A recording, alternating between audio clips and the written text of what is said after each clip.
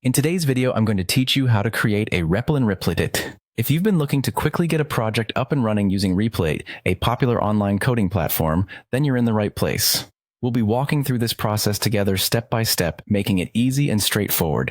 The entire setup should only take you about 5 minutes, so let's dive right in. First, you're going to want to head over to replit.com. If you haven't already created an account, you'll need to sign up, but if you have one, just go ahead and log in. This platform is popular for its versatility and ease of use, especially since you can code in dozens of languages right from your web browser without needing any special software installed on your computer. Once you're logged in, your dashboard is your starting point. It's here that you can keep track of all your projects and get started with new ones. Now, direct your attention to the menu options and look for the Create button. You'll find this usually marked with a little plus sign, simply labeled as Plus Create. Clicking this is your gateway to creating what Replit refers to as apps. It's a straightforward process that starts with just a click. Once you've hit the Create button, you can start by using Replit's AI feature, the Replit agent. This AI functionality allows you to describe the app or site you want to create. Think about this like having a conversation with a super intelligent assistant that's eager to help you bring your ideas to life.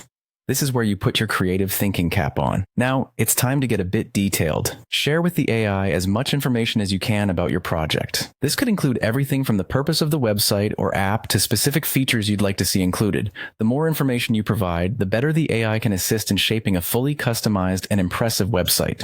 It's a collaborative process, engaging the AI's capabilities alongside your vision to get the best results. Once you're content with the proposal the AI has put together, take a moment to review the plan. This is your opportunity to ensure everything aligns with your expectations. If everything looks good, go ahead and approve the plan. However, if you'd like to make any adjustments, you're in control. You can chat with the AI to make revisions, refining the details until you're completely satisfied. And there you have it. You've successfully set up your project on Replit.